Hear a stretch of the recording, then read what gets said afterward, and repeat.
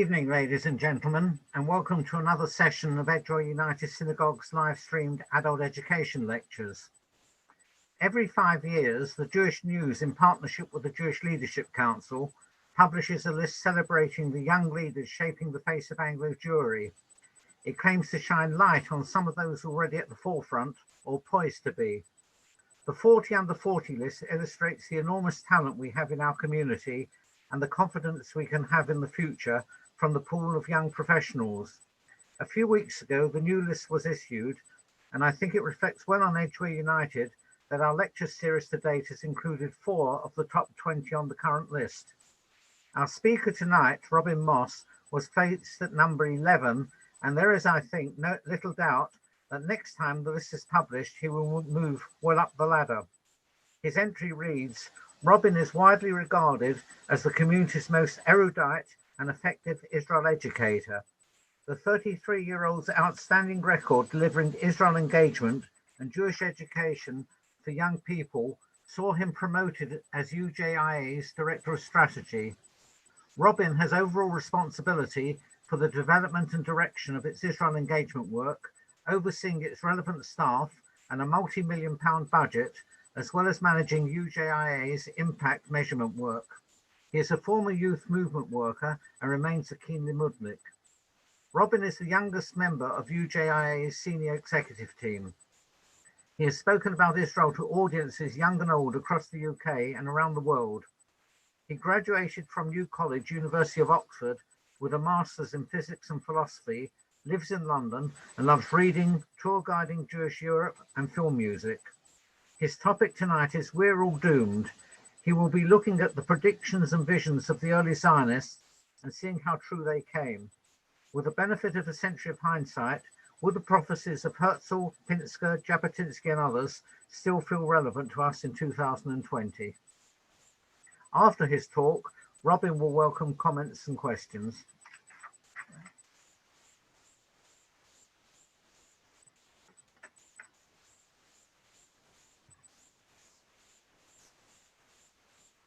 There we go. Great. Good evening, everybody. Hopefully you can all hear me. It's really a pleasure to join you this evening.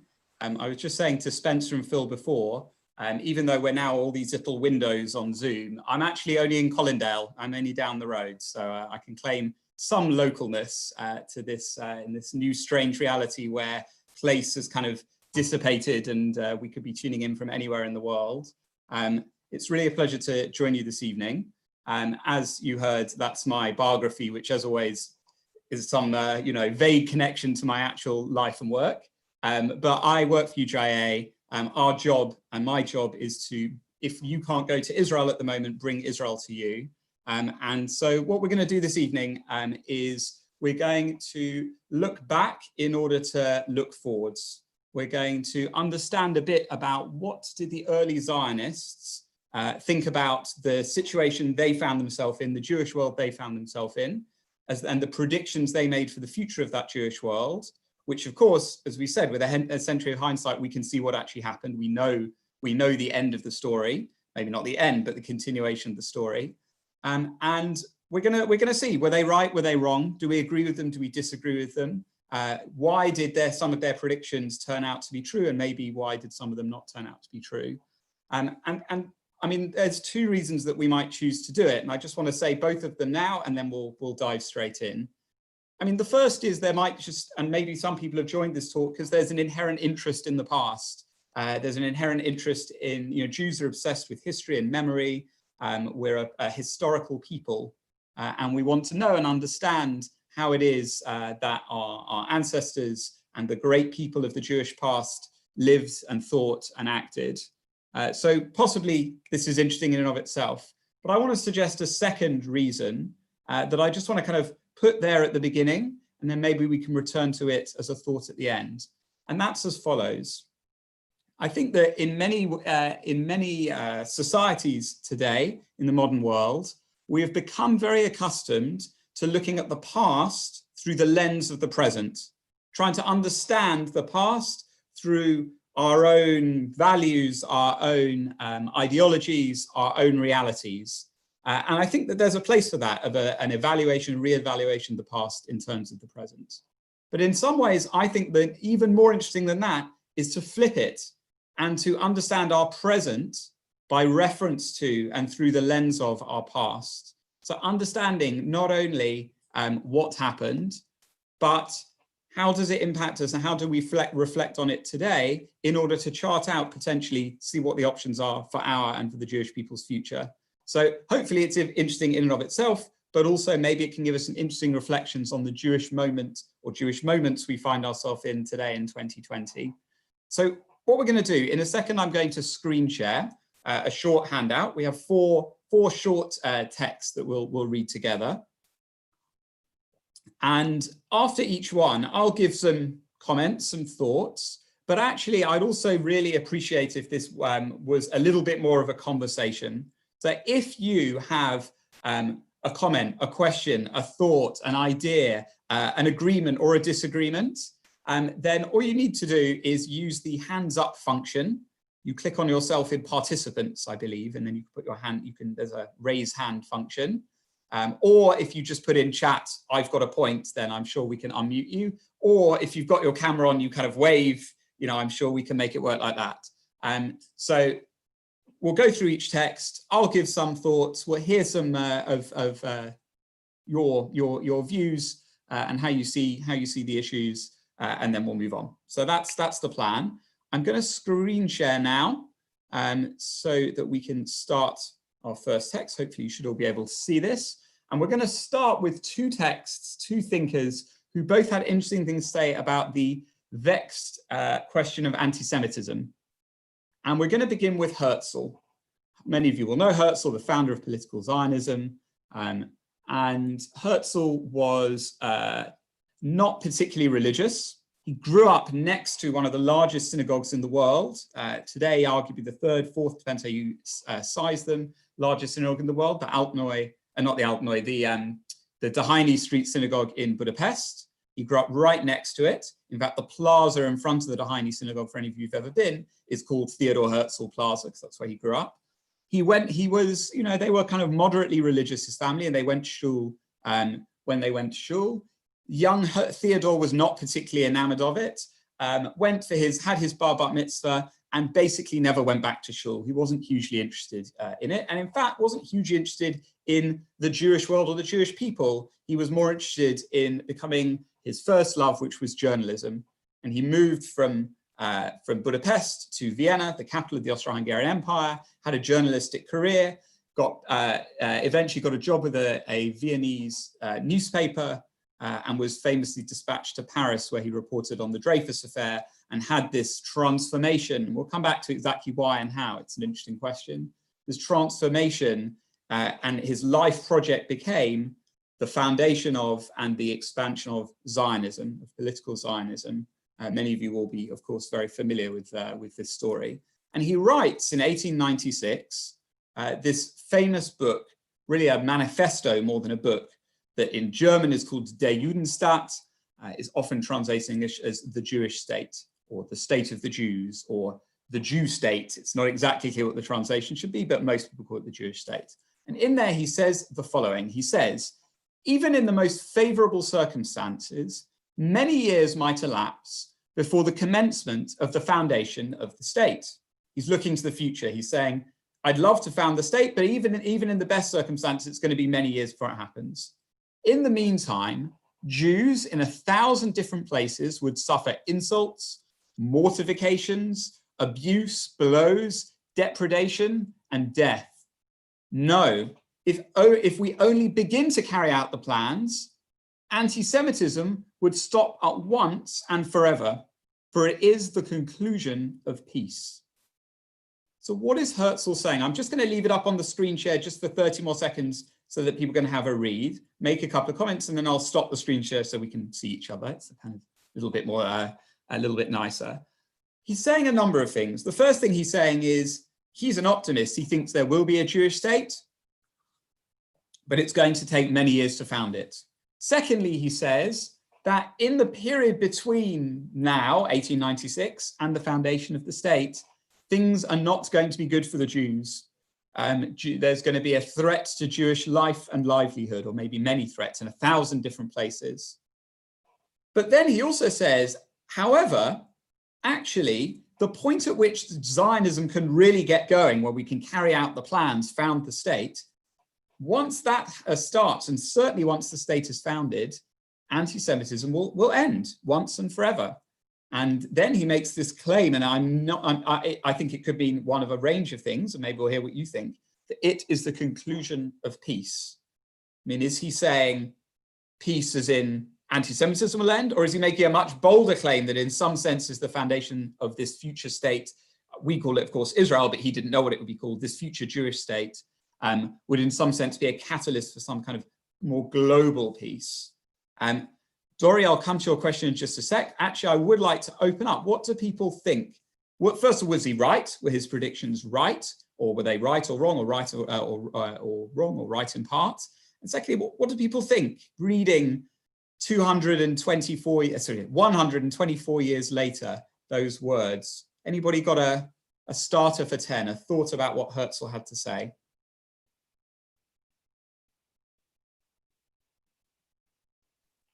If anyone would like to share, then just put up your virtual hand, or just wave, and I'll mute you as well. Oh, there was a fork put up there. I'm not sure that was a hand. Oh, Jonathan, thank you. So if we could just unmute Jonathan, that would be great. Jonathan Lewis. Thank you. Well, he seems to have thought that anti-Semitism arises out of the subservient status of the Jewish people, that they were not a nation like all other nations. They were not a nation amongst the nations. And that once in a post-Enlightenment age, they were able to take their place in the family of nations. They would be treated as an equal member. And Jonathan, do you think he was right? Was the foundation of the state of Israel historically the end of anti-Semitism? Well, manifestly not. We have the benefit of over a century of hindsight, and manifestly it's not so. But beneath what he says is the assumption that so many people have made, that there is a cause, a reason for anti-Semitism, that if only something changes, if only the Jews do something, if only other people do something, anti-Semitism will end. And unfortunately, we've learnt, if we didn't already know, that that is not the case. Yes, or, I mean, I agree with you, or if we wanted to be even slightly more cautious, we could say either it's completely an irrational phobia that will be with us forever, or we just have yet to find the one thing, who knows, or the combination of things which would end anti-Semitism. But certainly, without question, the foundation of the state was not the thing that ended anti-Semitism. I mean, it's interesting. He was interestingly prescient about the first half of the 20th century. The first half of the 20th century was I don't need to tell this group, a very challenging time for the Jewish people, for our physical safety and livelihood. And of course, here the Shoah, the Holocaust, looms large, but that, of course, was only a small part of the story. One of the things I think is very interesting, again, with the benefit of hindsight, is I don't know this, but I strongly suspect that if you were sitting in 1896, or rather, if I was a time traveler and I got into my time machine and I went back to 1896, and I said to Herzl, I've read this thing that you've just written about there's going to be death and destruction and it's going to be awful. Where are you thinking? Who is the country or the empire who you think is really going to kind of screw over the Jews, is really going to cause physical damage and violence to the Jewish people? I think it's fair to say in 1896, it was not obvious that it would end up being Germany that would be the ones who would eventually physically exterminate or attempt to the Jews. The truth is, in 1896, probably you'd have looked east. You'd have looked to Russia, where there was a long history of anti-Semitism, where there was an autocracy that was, profoundly and deeply institutionally anti-Semitic, where there were millions of Jews in, very precarious economic and physical safety situation, where only 15 years before, in 1881, 1882, there'd been large-scale pogroms after the assassination of the Tsar, Alexander II. And I think probably you would have said, Theodor Herzl would have said, thank goodness, I'm so glad that I'm right, because it means that this project is important and we need to save the Jews of the Russian Empire. I'm not sure anyone was actually thinking about Germany specifically. And that brings me on to another thing which is very interesting about Herzl, which is, and this goes to the question that that Dory asked in chat, which was about the other work that we have of his, Alt Neuland. There's actually a third thing that he wrote, which I'll come back to, which is also interesting if you've never read it, but we often think he had these two pieces, his Manifesto, Der Judenstaat, and Alt Neuland, the novel. Alt Neuland, for those of you who've read it, is a curious piece. I think it's fair to say, with the greatest respect to Theodor Herzl, he's not a brilliant writer of fiction. It's not gripping prose. It's a kind of fantastical philosophical fantasy. He imagines going to the land of Israel, to Eretz Israel, both before and after the foundation of this state, and seeing this old new land, Alt Neuland, and seeing how wonderful and marvelous it's going to be. And it's kind of it's paradise. There's industry, and Arab and Jew are perfectly harmonious, working together. And it's a proud place where people of Jews from all around the world come and live in harmony and peace with themselves and with their neighbors. And it's a very pleasant fiction. But the interesting thing is that what is the state that he was imagining? What is this Alte Neuland? Well, the truth is really it's Vienna by the sea. That's Herzl's mental imagery. He is trying to recreate what he sees as the glory of European civilization, somewhere where the Jews can be safe. And that really is how he thinks about and understands the world. So when he's in Vienna, the interesting thing is he loves the city, but he hates the mayor. The mayor of Vienna, a man called Karl Lueger, who's elected and re-elected 5 times by the people of Vienna. What Herzl can't understand is why they would do it. On the one hand, he is, in some ways, he's a complicated character. He's a great civic builder. He created many of the parks and the Ringstrasse, this amazing central boulevard that defines even today this kind of beautiful classical image of Vienna. And at the same time, Karl Lueger is a vicious anti-Semite. And Herzl can't understand it. How can we have enlightenment and beauty and European high culture whilst also having anti-Semitism? So his answer is get rid of the anti-Semitism and bring Vienna. And it's interesting that I think that's what he's imagining. And I'll just mention one other thing, which is interesting, this third piece of writing of Herzl's, which is today not well read, although is a fascinating read if you ever have the time, is his diaries. So Herzl kept a diary for much of his life, certainly much of the active part of his life, his adult life. And you can read on a day-by-day basis what he was spending his time doing. So I don't know about you, but when I was at Hader, you have this, you get taught, he kind of travels around the world and went to see the leaders of the world, and it tells them we need to have this Jewish state, and some of them say, oh, maybe, and some of them say no, and then he goes at the next place, and all of this kind of thing. That's what we imagine these people doing. Herzl's diary will tell you that he does all of that, plus he had many affairs. He was not a faithful husband. He loved to dine, and he always is commenting on the food in all the places he goes to, and the wine, and how comfortable the hotels are, and all the gossip, and his family, and his relationships with parents, and that he's forgotten his mother's birthday again, and she's never going to forgive him, and all this kind of thing. And it's actually a wonderful way to bring someone like Herzl to life. And I'll just tell you one line from his diary, which I think is just a magnificent way of putting it. And certainly he was writing in German. He wasn't writing English, but in the English translation, which I've read, he's talking about, I think it's 1896 as well, he comes to London. He actually came to London twice in his life. And in the time in 1896, he does 2 things. He goes to Parliament and to the West End and to high society to try and convince both the kind of establishment Jewish community to support this project of Zionism, and also the British state, the British Empire. The British Empire is entirely uninterested, and the establishment community was very suspicious of it. They thought it would lead to accusations of dual loyalty and so on. But he makes one stop on one speech in the East End, just off Whitechapel Road. And he is standing on his podium and speaking about Zionism. And there are thousands, perhaps tens of thousands of people who spilled out from the hall where he's speaking all the way out onto the street. And he finishes his speech and people applaud and cheer, because there was a lot of bottom-up support for this idea of Zionism, of course, from people who were less advantaged, people who were not you know, they weren't they weren't in the West End. They weren't enjoying the fruits of being part of a kind of peripheral part of the British aristocracy.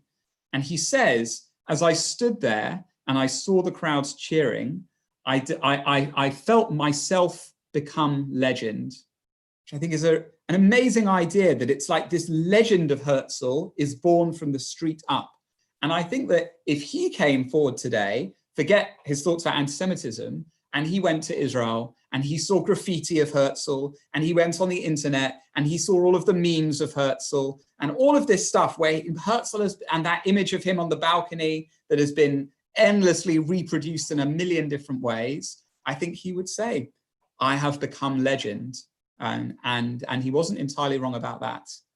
So Herzl, a complicated character, has this very pessimistic view of what the period up to the foundation of the state will be, and then a rather optimistic view of what will happen afterwards. And I think it's fair to say it's a score draw.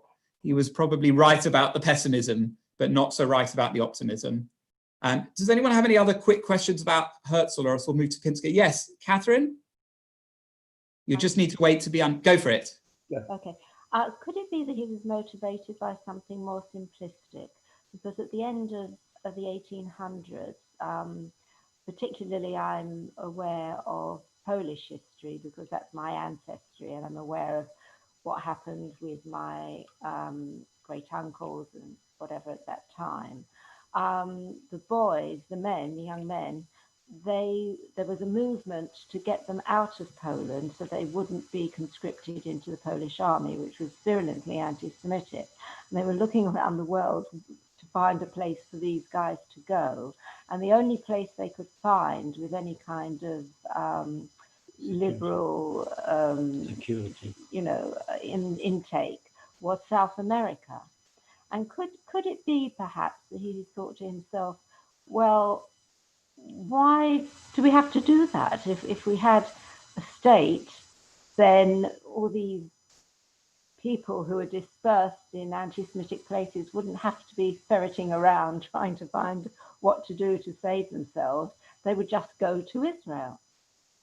Yeah, so it's possible. I don't know exactly. That era was rampant with that sort of thing, and he must have known about it and felt very deeply about it, I'm sure. I'm sure he did. I mean, in general, Herzl's worldview is very much a Western European worldview. He's living in the world of Budapest, but for our perspective, at that time, it was a classical European civilization, and Vienna and Paris. That's his world. But I'm sure he was concerned by much of what he saw in the East. I don't know if it was specifically the thing about escaping conscription, but it might well have been.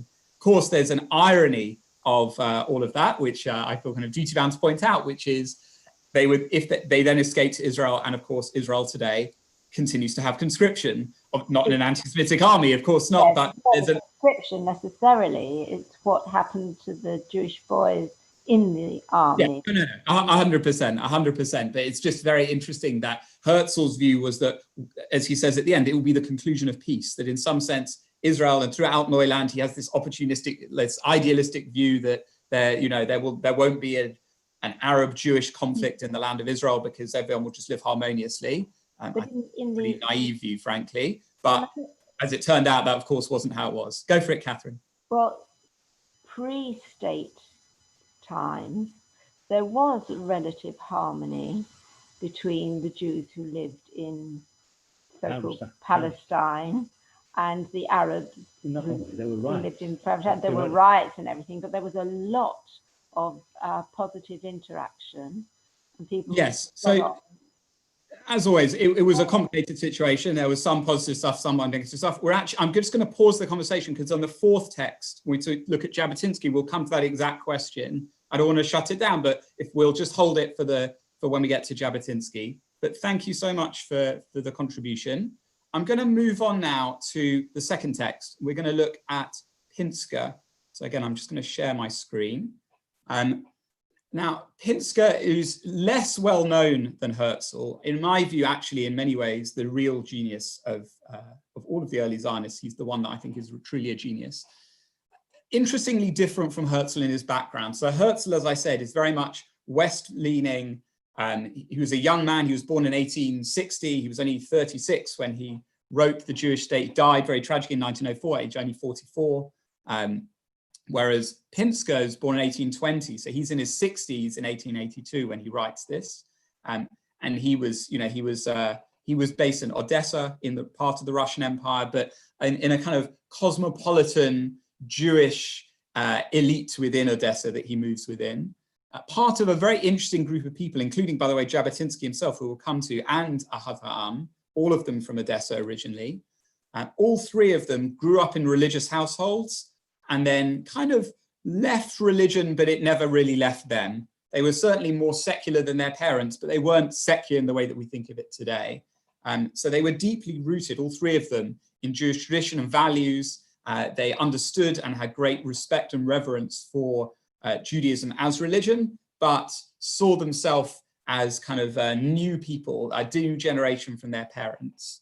Pinsker is a doctor, one of the first Jewish doctors in Odessa after they lift there are still quotas, but their quotas are raised so he could train.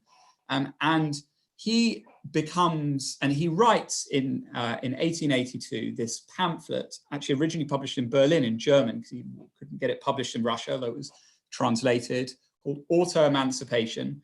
And I'm going to just put a plug in for Auto-Emancipation. I think if you read one thing to get a sense to how the early Zionists think, I would encourage you to read Auto-Emancipation. It's well out of copyright. It's available for free online. It's fewer than 10,000 words in English.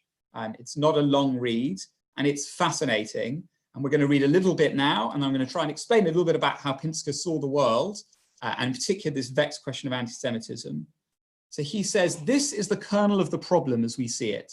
The Jews comprise a distinctive element among the nations under which they dwell, and as such can neither assimilate nor be readily digested by any nation. So Pinsker is a doctor, and Pinsker's frame of reference is medical, and in Auto-Emancipation, like any good doctor, he gives a diagnosis, i.e. what's the problem? He gives a prognosis, i.e. what would happen in the future if we don't solve the problem, a prescription, i.e. some medication, a solution to the problem, and then another prognosis of what will happen if you take the medication. And we'll talk about each of those in a sec, but it's important to understand he was a doctor and he sees the world in, through the lens of a doctor. So what is he saying here? He's saying the Jews just comprise a distinctive element among the nations under which they dwell and can neither assimilate nor be readily digested by any nation. Again, anyone want to have a start of attempt? What do you think he's saying? What's his analysis of the Jewish condition, at least in Russia in the late 19th century?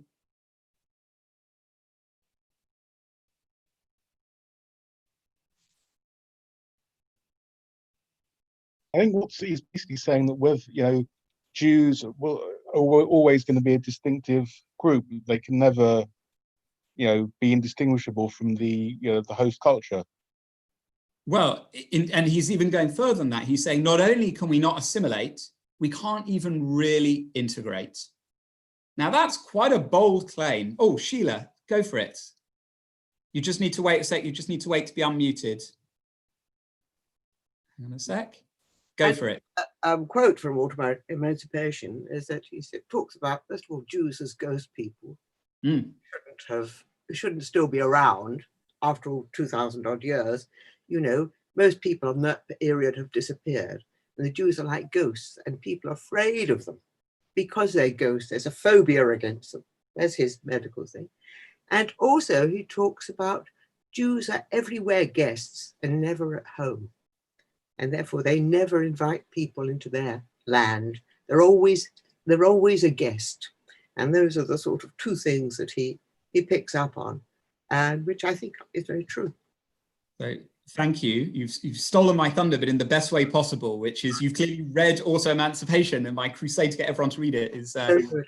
We're going one person at a time. So exactly, you say he has this amazing, extraordinary diagnosis where exactly as Sheila says, and he uses this exact terminology. He says, children and adults are afraid of ghosts. In mythology, people are afraid of ghosts. Ghosts are scary. Why? Because ghosts are kind of They're phantoms. They shouldn't be there. They're almost the undead. Might think, arguably, maybe zombies is a better metaphor. I just don't know whether they had the word zombie in 1882, but that's his imagery. The Jews shouldn't be around still, as Sheila says. And because we shuffle neither here nor there, with no land of our own, with no common culture, with no common language, with no national identity, people are terrified of us. And that is, as Sheila says, what the cause, he says, the diagnosis of, in his words, Judeophobia, we today would call anti-Semitism. And therefore, if you like, what's the prognosis? Well, things will only get worse unless we do something about it. What's the prescription? And again, this informs Herzl's thinking. We know that Herzl read Auto-Emancipation, by the way. The prescription is, well, make the Jews normalize the Jewish condition, make the Jews like any other nation. And I think what he's thinking about is something like the following. We live in London. In London, there are people from all around the world. There are Chinese people and Indian people and Japanese people and Guatemalan people and Spanish people and so on. And all of them are understandable, even if they're distinct from quote unquote kind of native Brits. And that's a contentious term in itself, because what does that even mean? Which is his other point, which is that Jews can never integrate, can never become part of the nation. But one way we understand other people is by reference to ourselves. So we have a flag, you have a flag. We have a national cuisine, you have a national cuisine. We have a language, you have a language. And then it's a kind of meeting of equals. But he says the Jews are not in that position. And therefore, only, if you like, and this is an anachronism, but when the Jew becomes the Israeli, when your average non-Jewish British person or Russian or German or wherever meets not a Jew, but an expat Israeli, only then will this ghost-like terror that the Jews cause amongst the non-Jewish world, or non-Jewish populations in which they are the minorities, disappear. I mean, it's kind of like, it's an extraordinary idea, an extraordinary vision. And clearly, for the same reason that Herzl was wrong, Pinsker was wrong on the long-term prognosis, because we have both Israelis and Jews, Jewish Israelis, but there are Jews, British Jews and Israelis. We both exist, and anti-Semitism hasn't ended. But also, interestingly, this idea, the thing I think is more interesting, where I'd be interested to hear other people's views, is this idea that Jews can neither and never assimilate or even integrate, that we can neither assimilate nor become part of other nations. And that, I think, is a much sharper thought. And I'll just give my view very, very briefly, or one thought, and then I'd really like to hear somebody else's thought, because you absolutely might have a different view. I am a child of the 80s. I grew up in this kind of idea that we had this thing called multiculturalism, and that it was kind of a new way of organizing our society, of organizing Britishness, where actually, if you like, in a certain sense, there was no native that I was not, but we were all part of this, not a melting pot, but more like a pizza. We had a common base of the rule of law and, I don't know, a love for cricket and tea.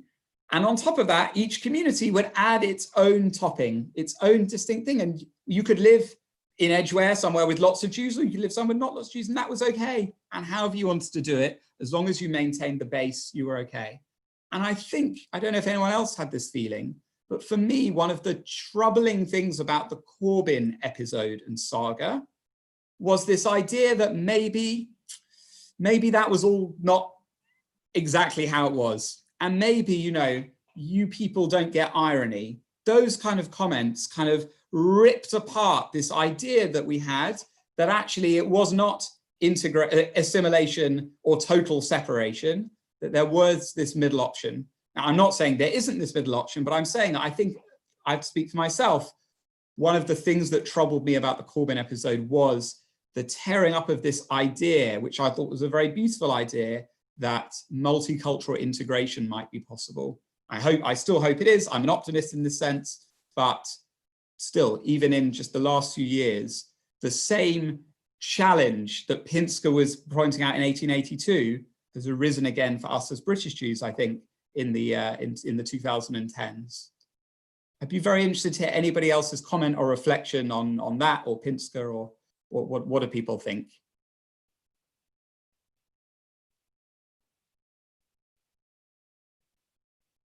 Go for it, Catherine.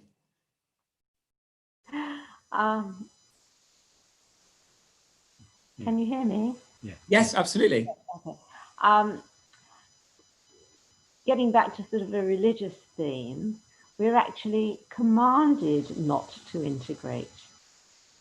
So I suppose it's in our psyche that there is a kind of a barrier between us and other nations, nationalities, religions. Do you mean commanded not to integrate or to assimilate? Both. Interesting. So I'm not sure I agree. I think, you know, that well, you don't have to agree or disagree. We are actually commanded that we should not take on culture, socialize in a way that would lead us to lose our identity. And, you know, so we have in our psyche, whether we like it or not, a certain barrier.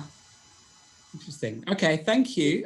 Was it Arnie, did you have your hand up? Let's go to Arnie. Just to say, it's in the Cedra of Bollock, where it says we will always be separate from other nations. I'll find you the actual verse in a little while, but it is in the Cedra of Bollock. Is that a commandment or a prediction? I'll find it for you. Carry on speaking. I'll come back to you. Okay, I'm gonna give this one more go to see if I can give it to. I'm not sure it's quite true, but you feel free to disagree with me. So modern Orthodoxy, the kind of, you know, Raphael Hirsch, you know, Shimon Hirsch view of modern Orthodoxy was roughly the following. When there's a conflict between modernity and Judaism, Judaism always wins. But if Judaism is silent on the question, then modernity is fine. So yes, Jews can go out to the theatre, but just not on Shabbat. Yes, Jews can go and sit in the pavilion at the MCC and watch the cricket with the kippah, but wear a kippah that has the MCC logo, colours on. That's roughly, I mean, that's exaggeration, that roughly was the synthesis that modern Orthodoxy sought. And I think, although you may disagree, that synthesis was reliant upon the idea that we would not give up our identity, i.e. assimilate, but we absolutely would integrate, in other words, be fully functioning and equal members of the societies in which we found ourselves.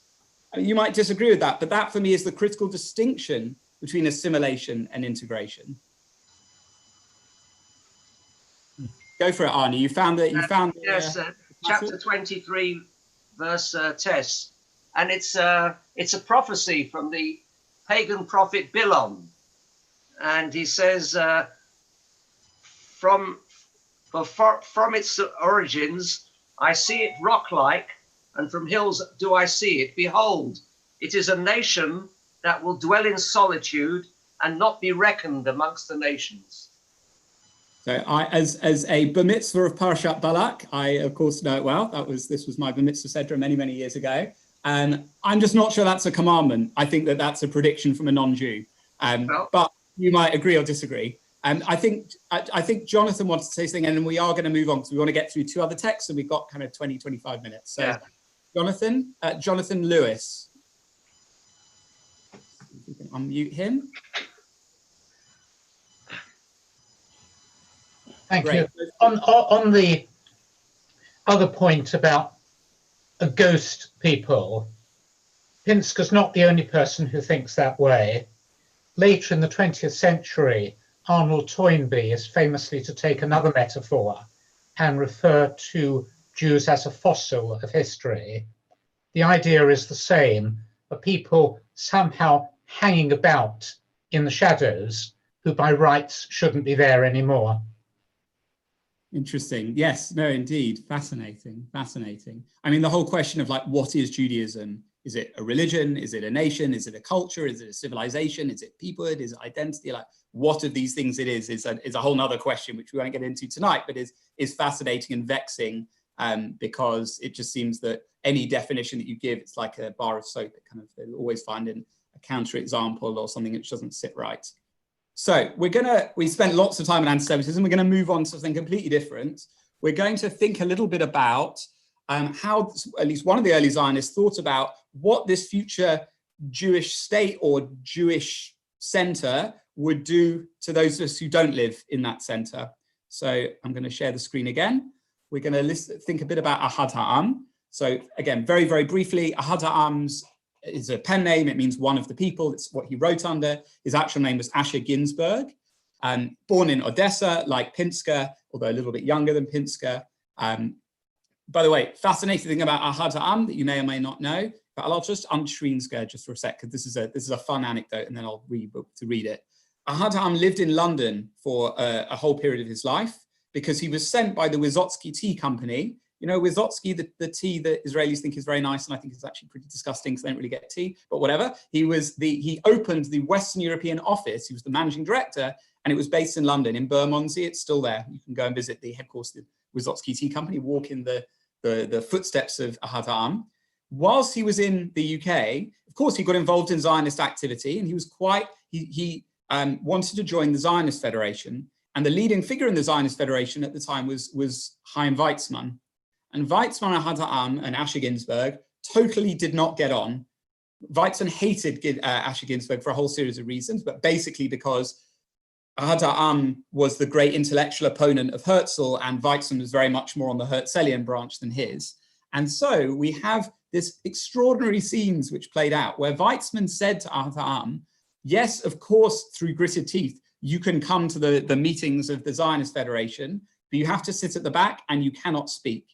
And I just love this image that Ahad Ha'am, who today we kind of read and understand and think he's this great thinker, is banished to sit at the back because of kind of petty personality politics, but shows you that some things never change. But anyway, whilst aside from selling tea and being shafted by Weizmann, he also wrote, and he was the great intellectual, not even opponent is maybe too strong. He saw himself as the thing that would sharpen the political Zionists' intellectual thoughts. He was very much more on the cultural side. He famously, in response to the publication of The Jewish State by Herzl, said very pithily, "What's Jewish about your Jewish state?" A question, by the way, that still plays out in Israel to this day, and arguably many of the culture wars in Israel around the place of Judaism within the public sphere in Israel are essentially the unfolding arguments about what's Jewish about this Jewish state. But here he's talking about the diaspora. He's talking about Jews living outside of Israel, and he says the following. He said, isolated groups of Jews wandering around the world, here, there, and everywhere, can be nothing more than a sort of formless raw material until they're provided with a single permanent center, which can exert a pull on all of them, and so transform the scattered atoms into a single entity with a definite and self-subsistent character of its own. So what's he talking about? His vision was not necessarily for a political entity in Palestine, in the land of Israel, but that sufficient numbers of Jews would move there, that they would create some kind of spiritual cultural revival. He talks about a spiritual center in the land of Israel. And he has this metaphor, which I actually think is a very powerful one. And the way I've always thought about it is it's like the early solar system. So for those of you who know any astronomy, I did a physics degree, so I love this stuff. Apologies if you didn't.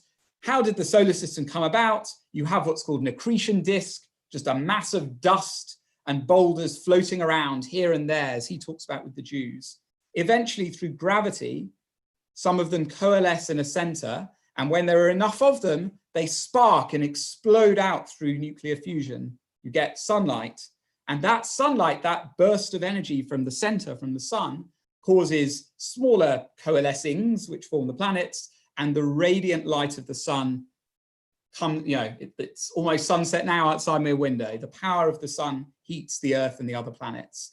And in many ways, that rather grandiose vision of the solar system is how he imagines the Jewish center. He wasn't quite necessarily a state, the Jewish center in the land of Israel, and the diaspora. That until there is a center, the diaspora will be nothing but individual Jews, small communities going hither and thither, no creativity, no soul, no cultural product. But when the center erupts, when the sun bursts forth, then not only will there be creativity at the center, but there will outside as well.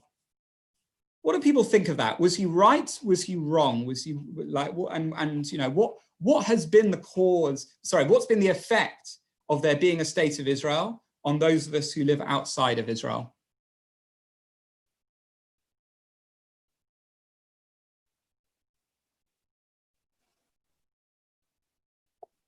Oh, Dory, do you want to come in, or you've just unmute yourself anyway?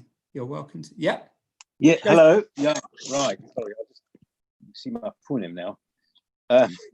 It's an interesting question. I was just looking for the book, which I can't remember, but I think I'm just wondering whether I had a didn't really know about the United States, because although of course I sympathize with what he's saying, and there's a lot of truth in that. But there's a book I read many years ago. I've got it somewhere. And I was looking for the author. I can't remember. It's a book about the history of Israel. It's been, and it's not Martin Gilbert, any of these people. It's been published and republished and updated quite a few times. And I've got the version that was published just before the Declaration of the State of Israel. And I really bought it, some secondhand bookshop, only for the last sentence or two. The rest of it, you know, it's in every book. And the last sentence or two says the future, I don't remember the exact words, but the future of the Jewish people is the Golden Medina, which is the United States. And I think the point is, it sums up for me the fact that there was an idea that maybe in the USA, there wasn't this atomization of the Jewish people wandering about, but it actually was developing into a, you know, into fairly coherent, although it's not very coherent, but into some sort of community with all the different streams of Jews in it. And I just wondered whether Ahad really had thought about that when he wrote the piece that you've quoted there. That's all. Thank you. Well, no, I think it's a really interesting point. You know, on the one hand, demographically, culturally, and in many other ways, Israel has become or is becoming the center of the Jewish world. I don't think there can be much doubt about that. Maybe took a little bit longer than they predicted, but certainly, who knows, it depends exactly how you count Jews, but Israel is probably already the largest Jewish community in the world. And culturally, you know, it's at the center of the Jewish world. So that the idea of the rays of sun coming out, I think there is something to it. But on the other hand, there's creativity in Jewish life elsewhere, and North America, most particularly because of critical mass, but, you know, Anglo Jewry has incredible cultural products as well, and so on and so forth. But I actually think another thing, I think Ahad Ha'am is a little bit unfair on his own time, because, you know, the great yeshivot of Poland and of the Pale settlement in Russia and Lithuania, of, you know, the great Jewish kind of intellectual revival in Germany, in Berlin, the great Jewish artistic and cultural products of Western Europe, of Paris and France and so on. Did that mean nothing until Israel came along? I don't know. I think he's a little bit unfair on his own time. On the other hand, I think he's definitely right that having a core center of the Jewish world with a bunch of people speaking Hebrew, for example, the language, one of the languages of the Jews, who are able to live the Jewish calendar and live the rhythms of the Jewish year, you know, and live in the land and explore and rebirth Jewish life in the land of Israel, is a very powerful idea, and clearly has been an incredibly inspiring idea for Jews ever since. And I'll just share one other thought, and then I think Sheila had her hand up, and we'll go to her. I work for UJIA. One of the things that we do is we do trips to Israel. In a normal year when there's no pandemic, and please God next year, we take over 2,000 people a year to Israel, young people. Why do we take them to Israel? Both to learn about Israel, but also to connect them to Jewish identity. And there is nowhere like Israel in the world that has this ability to ignite a passion for Judaism and Jewish ideas and Jewish values and ideology like Israel. So I recognize the future that he saw. I'm less certain about the present that he saw. but that's just my view. What does Sheila think? I think you have to remember when Nakhata was writing, he was very aware of the fact that when Jews left Poland, Russia area, the Pale of Settlement, and they went to America and they went to England, most of them dropped their Judaism and became completely secular. Now, he didn't worry about so much, not religious, but he's worried about the lack of Jewish learning. And what he wanted was Israel to be a center for Jewish learning. And this is why he hated Herzl too, because Herzl had this sort of, as you say, Vienna on the sea. And he wanted Israel. He didn't care what it's, the religion side of it. He cared about the learning. And you have to remember, the 20s was a time when people came over, dropped everything. You know, the 10s, the 20s, when he was writing. I think Jewish learning in the broadest sense of the term, and all kinds of Jewish history, Jewish philosophy, Jewish things like this, not necessarily religion. Yes, no, thank you. I think that's very true. We're going to go to Dory, and then we're going to move to our final text because I'm just keeping an eye on the clock. Thank you. I just wanted to just add to your answer that, or ask you in response to your answer, whether I had actually predicted the rise of Hebrew as a living spoken language, because when he wrote that, it was quite a while ago. Because he's seen it. Rose in the 20s. It's only really developed with printing and so on. So he writes this essay in 1909, by which time there is a Hebrew-speaking, a nucleus at least, a Hebrew-speaking population in Israel. Two comments on that. First of all, Herzl most certainly was not particularly into the Hebrew thing. If you read the Jewish State, he thinks it's absurd that all Jews will learn Hebrew, and what he imagines is something more like Switzerland, where there are different language communities who maybe the intelligentsia will know all of the languages, but most people, there'll be like an English-speaking and a German-speaking and a French-speaking, and maybe there will be some Hebrew-speaking Jews, but Herzl certainly didn't imagine it. Ahad Ha'am, who lived longer, kind of saw it a little bit more. I don't know whether he predicted that Hebrew would become really the dominant language, certainly amongst the Jews of Israel, of course, leave aside the question of Arabic. The other thing I'll say is that 4 years after, in 1913, there was a fascinating, though not terribly well remembered episode in Zionist history today called the War of the Languages, which was about what should be the official language of instruction of the first institution of higher learning to be built by the Yeshuv in Palestine, in the land of Israel, which was the Technion. And the original decision was it should be German, because that was the international language of science and technology. And basically some young idealistic upstarts protested, and there were arguments on the streets, and it was all very bitter for a while. It was a major issue of kind of Yeshuv public concern, and eventually they decided, Hebrew won. They eventually decided to rescind the decision, and Hebrew became the language of the Technion, and as a result of, that was really at this moment when Hebrew moved from being, if you like, an ideological project for a bunch of youth movement kids to being a really societal normalized language. It also, of course, created the problem of none of the technical words existed in Hebrew, so they basically had to make them up or just do what they do, which is like take the Greek or English word and just kind of Hebrewize it. But that's true in lots of languages. So I don't know exactly where Hardam stood on that. I would imagine he was probably in favor of Hebrew, knowing his personality. We're going to move finally to the fourth and final text, the fourth and final perspective. We're going to think a little bit, going back to a point that I think Catherine made earlier about Jews and Arabs and what was going to happen when there was encounter. So we're now going to go to Jabotinsky, Ze'ev Jabotinsky, born Vladimir Jabotinsky in Odessa, the founder of revisionist Zionism. Again, a quixotic, fascinating character with very complicated political views, is seen today as the originator, the original prophet of the Israeli political right. And many claim his inheritance, including, by the way, the current president of the state of Israel, Ruvi Rivlin, is a big Jabotinsky fan. Bibi, the prime minister, has, I think, talks the talk of Jabotinsky. I'm not sure would agree with everything that Jabotinsky believed. We'll come to that. But let's see what he had to think about the prospect of peace. So he said, this is in 1923, there can be no voluntary agreement between ourselves, i.e. the Jews, and the Palestine Arabs, not now, nor in the prospective future. I say this with such conviction, not because I want to hurt the moderate Zionists, I do not believe they will be hurt, except for those who were born blind. They realized long ago that it is utterly impossible to obtain the voluntary consent of the Palestine Arabs for converting Palestine, in inverted commas, from an Arab country into a country with a Jewish majority. Okay, there can be no voluntary agreement because why? It is going to be utterly impossible to obtain the voluntary consent of the Palestine Arabs for converting Palestine from an Arab country into a country with a Jewish majority. So that's Jabotinsky in 1923.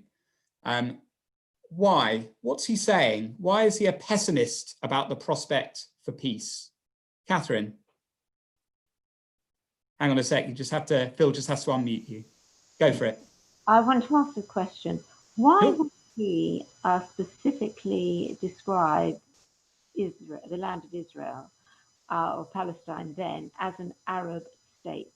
It certainly wasn't. He doesn't say state, he says country. He says the people who live here, he's saying the people who live here, at the moment, the majority of them are Arab, and they're not going to voluntarily consent to the majority being Jewish. That's what he's saying.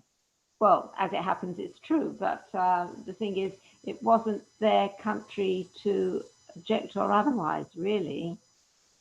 Well, so at the time he was speaking, it was under the British Mandate, and before that it had been, under the Ottoman Empire. What I want to push it, I don't necessarily disagree with you, by the way, but I want to push a little bit.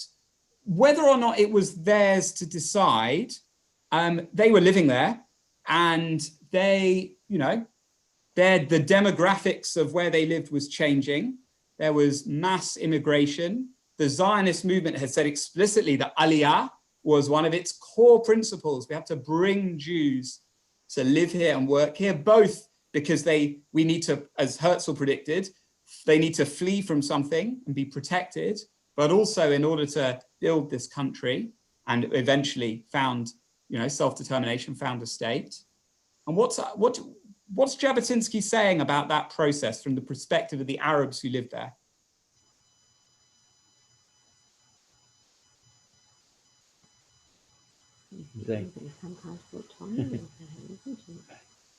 Go on, say it louder and prouder. Don't be afraid. I'm trying to put into words.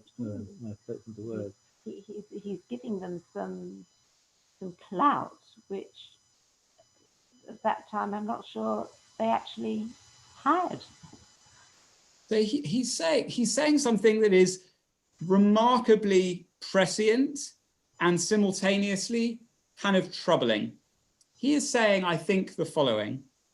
From the perspective of the Arabs of Palestine, or whatever you want to call it, the Palestine Arabs is his phraseology, so we'll use it. The Jews who are coming are no different to if I was a Native American and the Europeans turned up on their ships, or if I was an Aboriginal person in Australia and Captain Cook lands. From their perspective, it's no different. And all of those people are not terribly happy when they're told, not only was this not your country in the first place, it's now ours, but also we're going to outnumber you demographically and we're going to dispossess you politically. And, sorry about that. Or rather, is that okay with you? And if it is okay with you, then there can be peace and harmony. And he says, of course, it's not okay with us from the perspective of the Palestine Arabs. Let's be clear. From the Zionist perspective, from my perspective, for example, the Jews who were moving there, the Zionists, were not colonialists. They were returning because the Zionist narrative of Jewish history is, if you like, Jews are refugees who finally are able to go back home. Just took 2,000 years. That's where we came from. We were kicked out of our land by foreign invaders, call them Babylonians, call them Romans. And now finally we can go back home, we can return. But he says, from the point of view of the people who are there, that's not how it must have felt. And he says, let's not be naive and pretend that if we bring technology or wealth or industry or medicine or all of the other things that Europeans said, I don't understand why Native Americans or Native Australians are so annoyed with us. We're bringing civilization. He says, it's not about that. It's about a sense of the fundamental change of demographic superiority here. And whether or not you think that there was a Palestinian state or not, clearly there wasn't, but whatever you think, even if you think there was, whatever the state is, the Arabs were the majority. I'll give you one statistic. In 1917, when the Balfour Declaration was declared, there were 9 Arabs living in the British Mandate, what would become the British Mandate Palestine, to every Jew. And you know, the idea that voluntarily they'd give that up, says Jabotinsky, it's a nonsense. It's a nonsense, and therefore there can't be peace. So what's Jabotinsky's answer? The essay is called The Iron Wall. He says, power. We have to demonstrate that we're strong, and we have to say you over there and us over here. And we need to probably build an iron wall, literally, potentially, but metaphorically, build an army, build strength, become trained, form militia, help the British out during World War I, all of this stuff which him and his followers did, in order that eventually, in the eventual conflict that will come, he says, it came 25 years after he wrote the essay, we will be able to be victorious. So on the one hand, he's very pessimistic about the potential for a negotiated peace, for an agreed solution.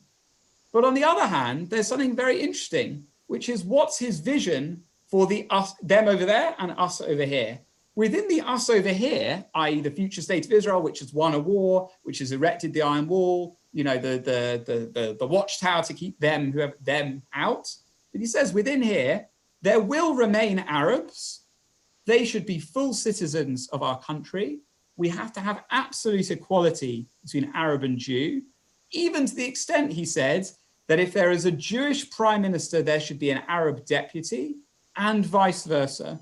So very interestingly, Jabotinsky combines this kind of deeply, in the literal sense and the political theory sense, the international relations sense, realist approach to the world, where might is right. And it's not about being nice and coming to a nice agreement. It's about militarism and imposing our will, with a profound humanistic liberalism of complete equality within us here. But just remember who's in charge. And at the end of the day, we, the Jews, have to be the ones to be in charge. But once we're in charge, there can be absolute equality. So if you like, no peace with them out there, but absolute peace and harmony for us within here, which is a kind of fascinating idea. And in some ways is actually a pretty prescient view of the history, because of course, it turned out 25 years after Jabotinsky writes this essay that relations within the British Mandate Palestine completely collapse into basically civil war. As the British leave, that war turns into, and the state of Israel declares independence, that war turns into a war for survival for the new Jewish state. And because of the preparations that have been happening over the previous decades and the incredible tenacity and heroism of the newly formed IDF, Israel is able to defend itself and erect the Iron Wall, certainly after 1967. It's interesting, by the way, what's the anti-missile system that Israel has developed today called the Iron Dome. I wonder whether they had one thought to the Iron Wall, I don't know, but it's the same basic idea. We have to be strong without, but within. And again, Arab-Jewish relations in Israel are complicated. They're not simple. There certainly has never been an Arab prime minister. And there are many Israelis, I think, who couldn't even conceive of that being the case. They're not quite there with Jabotinsky, but nonetheless, there is political equality. There is equality of social and economic rights. The actual reality of day-to-day inequality is a different matter. So in some senses, Jabotinsky was right, or certainly his analysis is worth taking seriously. But I also just want to finish with him with one last thought, which is where he's wrong, because there have been voluntary agreements between Israel and Israel's neighbors, be that Egypt under Menachem Begin, Jordan under Yitzhak Rabin, but there have also been unilateral moves, be that evacuating the Sinai under Menachem Begin or evacuating Gaza under Ariel Sharon. So this dance between what can we agree and what do one side or the other need to impose is still going on. And many of you will know there's this big discussion, debate within Israel and around the Jewish world at the moment about whether Israel should unilaterally, depending on our point of view, annex or impose or apply Israeli civilian law sovereignty to areas of the West Bank. And wherever you sit along that line, the most important point is it would be a unilateral move. Nothing's happened yet, but it would be a unilateral move. And that ultimately, you know, Jabotinsky from 100 years ago, if you were would probably come today and crack a wry smile, because he would say, I told you so. I told you that voluntary agreement is not going to be the way forward. I wonder whether if instead of being here in 2020, if he'd been in 1993 and he'd seen the Oslo process, which was an attempt to have a negotiated end to the conflict, whether then he would have said, I know this is going to collapse, or whether he would have said, oh, fair enough, maybe it's going to work. But in 2020, at the moment, you know what they say about the peace process, all process and not much peace. So at least some in Israel say the answer is, in a kind of Jabotinsky way, unilateralism. Whether you agree with them or not, wherever you sit is your business. I'm not here to proclaim on politics, but the echoes of those past debates ring out today in the present. So we're going to draw this to a close. We've looked at 4 of the early Zionists, thought about what they had to say, the world that they lived in, the Jewish world that they inhabited, and seen that in some ways they were very, very prescient, and in some ways they were wrong, and that's okay. All of us who are, anyone who attempts prophecy, you know what they say, be a prophet. If you're a prophet, at least try and be right more than half the time. You know, it's a complicated business trying to predict the future. All of them in their own way were trying to, and we've seen that they had mixed success.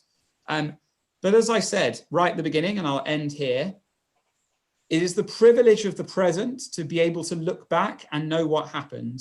For us in the present looking forward, we don't know what's going to happen, but maybe by being a bit more comfortable with, by understanding and by reflecting on the past, that might give us some guide to what might happen in the future, depending on what we, the Jewish people, the Zionist world, Israel, whatever your frame of reference is, might choose to do in the present, looking forward to the future.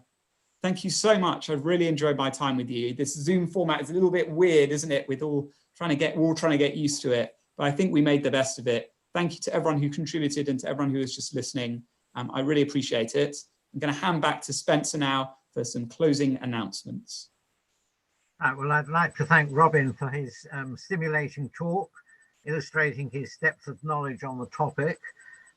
He said before we started that on each of his 4 topics, he could speak for an hour on each. I think he could speak for 5 or 6 hours on each of them. I rather like the interactive format rather than the question and answer sessions that we have.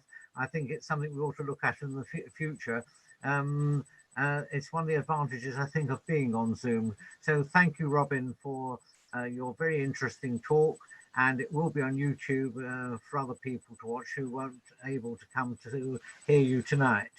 Our next Adult Education Edgeware United session will be on Tuesday, 11th of August at 8 p.m. when we have a brains trust with a panel of eminent Edgeware residents. The 4 of them, as you can see there, are Alyssa Bear, a Senior Investment Director at Investec Wealth and Investment UK, Rabbi Andrew Shaw, who is the CEO of Mizrahi UK and founder of Tribe, Irving Taylor, who is the Emeritus Professor of Surgery at UCL Medical School, and Howard Youngwood, the former Assistant Chief Crown Prosecutor and a retired immigration judge. Please send your questions in advance to me. The four panelists won't have the benefit of seeing the questions in advance, so it should be a very interesting session. Thank you for attending tonight, and we hope to see you at the next meeting. Thank you. Thanks, everyone. Erev Tov. Could you unmute everyone, please? We can applaud.